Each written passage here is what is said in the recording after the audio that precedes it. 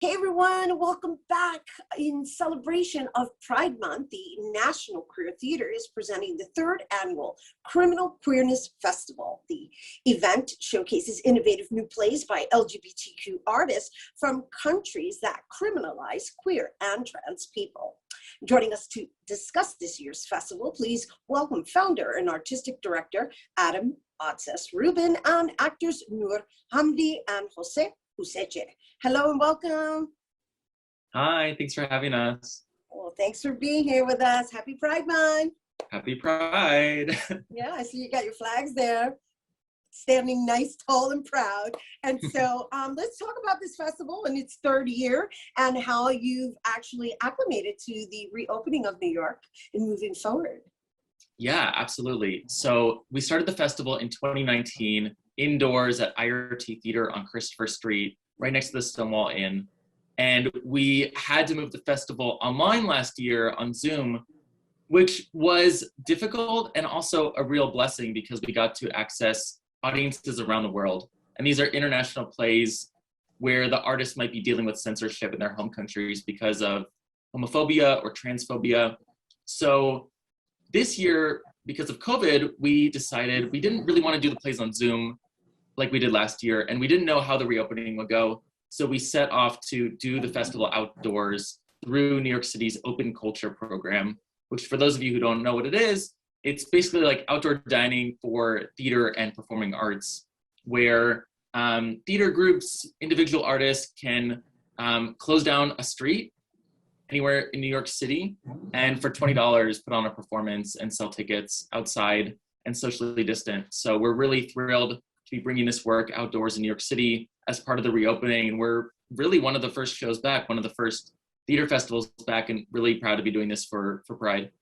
That's pretty cool. Thanks for sharing those details. And I'm going to ask you a little bit more about it once we get to know the other guests, because we have Noor and we also have Jose, who are actors in a particular production called When We Write with Ashes by Victor I. Casares, right? And so I understand that, Noor, this is your third year being a part of this festival.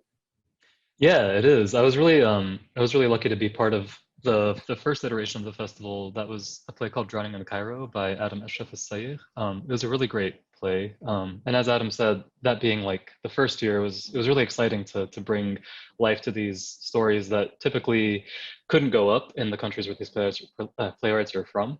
And then last year with the plays all being on Zoom, just like Adam said, like it was so nice to be able to reach an audience around the world, which was astonishing really, because I remember doing the play last year and seeing in the chat box like people typing in like where they were tuning in from, and that was just so magical, so incredible, you know. And then for it to just kind of come full circle this year and being performed in front of the United Nations is kind of surreal in this way. I'm just really proud of the work that queer theater has been doing and the work that all of the artists involved have been coming together to like showcase here. It's really exciting. It is exciting, and thanks for mentioning the United Nations as well, because I know you're also performing at Lincoln Center, but we're going to get into that because that's Adam's department, and I want to get to know Jose a little bit too. And you know what I love about what I'm looking at right now is that not only are we celebrating, inclusivity and diversity, as far as celebrating Pride, but we're also doing it from a multicultural perspective as well. So let's talk about that, Jose. Yeah, so this is my first year with the festival, and I find that the work that I always respond to most and that I'm most excited by are work by LGBTQ and BIPOC folks. And so when Victor and Adam reached out, it was the perfect opportunity. Well, one, because it's a two-person show, and so I got to really, but also because everyone in the room is brown or queer, and the values of the company align so closely with my own, both as a performer and as a person. And so you're completely right that it is diverse in terms of gender experiences, sexual experiences, but also in terms of cultural experience. And so, in just reading a synopsis of the play that we're talking about when we write with Ashes, I noticed that one of the characters is a Muslim boyfriend, and so again, it's just like bringing in this diversity within this community in just kind of normalizing everything, you know. And then there's the perspective of it being somewhat related to a funeral experience. So there's all this depth to it as well, in just our human experience. And this is just me reading the synopsis that was provided. And so, Adam, how do you choose the productions, and what is the message that you are trying to get out there? Yeah, absolutely. We put out an open call every year for new plays from artists who may be experiencing criminalization or censorship in their home countries. And we get plays from all over the world in multiple languages, from multiple cultures, of different experiences. And we put together a committee of artists, both American and also international immigrant, to help choose the plays, both based on the writer's experience of queerness in their home country, but also in terms of the craft of the play and making sure we're putting on not only meaningful work, but also really great theater that audiences are really going to respond to. Because part of the mission of the festival is to educate audiences about the issue of LGBTQ criminalization.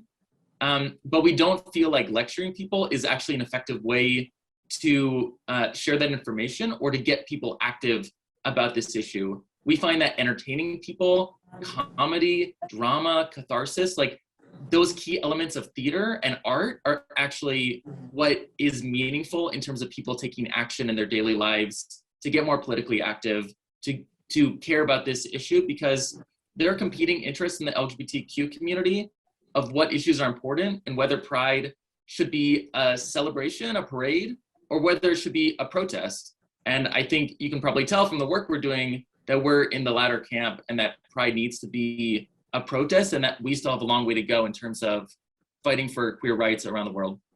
Well, you know, just in general, right? Speaking as a person of color, that component is like another layer on top of it. So that's why I keep bringing it up, because it's lovely to see that even the difference in whatever religious references and or choice of practice and of course cultural backgrounds and just bringing it together. That's the beauty of being in New York. So I'm just curious to know if Noor and Jose are activists in your daily lives. Yes, absolutely. As an Arab American and as a Muslim American, it's kind of my duty to be an activist, not only for my people, but for anybody who's, had to leave their home countries to come here, only to find that being here is not always sunshine and rainbows. You know what I mean? And I think it is, like I said, I have to carry that burden and that duty and do what I can to make those issues come to light and to bring awareness to those things. Absolutely. Be a Stanford. And Jose, and you're from? Yes, my family is Peruvian and Colombian. I'm first generation, but I certainly identify as an activist, one, just because of my lived experience as a Latino queer man. And there's no way to kind of come out of that unscathed or to come out of that without knowing that marginalization exists. But also I have a very strong nonprofit communications background. And so a lot of the work that I do in my day-to-day as my day job has to do with either political campaigns or uplifting marginalized voices. And one thing that you were talking about that I find to be especially important to me is bringing that lens of intersectionality to spaces that may think that it's only about one issue. Like if it's just about being undocumented or being an immigrant, that adding that element of queerness or adding that element of religious oppression and seeing how marginalization does not exist in a vacuum, and that in reality that there's so much crossover, and the more we can do to tell those stories, the better our world can be and the more educated people can be. Absolutely. From a place of just dealing with each other as human beings, really, is what we're discussing. So before we go, because we got to wrap up, Adam, I know that there's a performance going on in front of the United Nations, and you also have a partnership with Lincoln Center as well. Yeah, so the Criminal Queerness Festival is from June 22nd to 26th. And within that, we have performances happening all through the week near the United Nations, outdoors, socially distant on the street. And we have 2 special performances at Lincoln Center Restart Stages, which is right outside of Lincoln Center Theater. And those are going to be June 24th and 25th. For these guys, it's June 24th for When We Write with Ashes. And then on June 25th at 7 p.m., we have Dima Mikhail Mata from Lebanon performing This Is Not a Memorized Script, This Is a Well-Rehearsed Story, which is a really beautiful one-woman show. So we're excited to have people in both places, both on the street and then all the way uptown on the big stage at Lincoln Center. Wonderful. And of course, people can go to the website to get tickets because we need you guys to support the arts, right? Absolutely. And I understand that they can get festival passes versus just individualized tickets.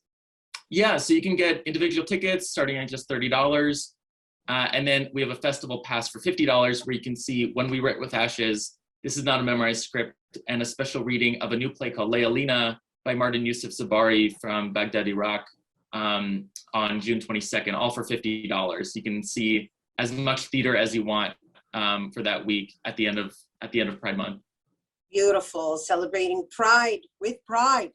Yes. An honor. Bravo, bravo. Thank you for being here with us, Jose, Noor, Adam. You guys, once again, the Criminal Queerness Festival will take place from June 22nd through the 26th.